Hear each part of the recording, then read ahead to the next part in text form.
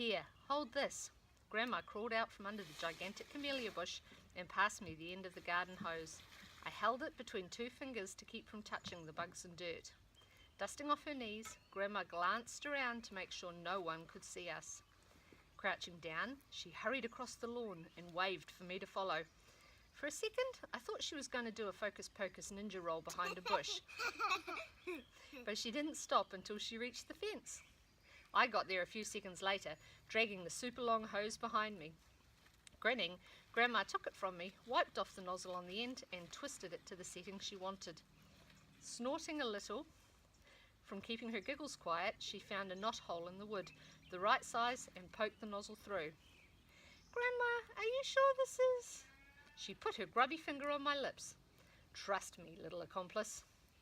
Once it was all set up, we sat together on the back steps in the late afternoon sunshine.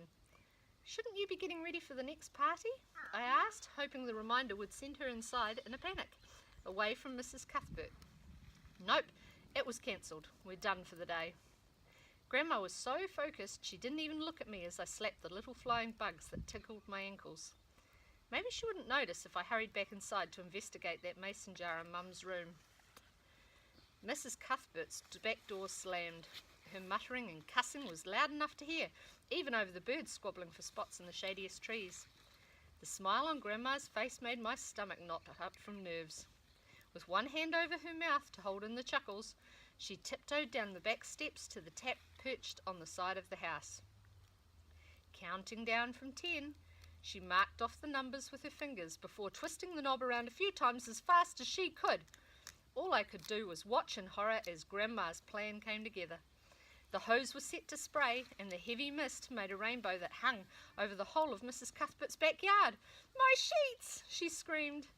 "I thought you didn't have any left," Grandma shouted. I wanted to run inside, but my feet were glued to the ground. "Oh, it's cold, turn it off!" Mrs. Cuthbert hollered. Her shrieks reminded me of the argument she'd had with Mom that morning, right before she accused our roof of grand theft laundry. "Now they're wet, they'll be too heavy to blow away tonight. You're welcome." Grandma was on the top step now, stretching to watch Mrs. Cuthbert run for her back door. But it didn't matter to me that horrible old woman did any more, not after she upset Mom. She could call Officer Bugden or the FBI or the CIA for all I cared. "I'll fix you, Shirley Cogsworth," Mrs. Cuthbert hollered from just inside her door. Grandma held her stomach and kept right on cackling. She took a deep, shaky breath and grinned at me. "Oh, quit looking so worried, Sparkles. There's nothing like a good feud to liven up a neighbourhood." She mistook my smug face for worry.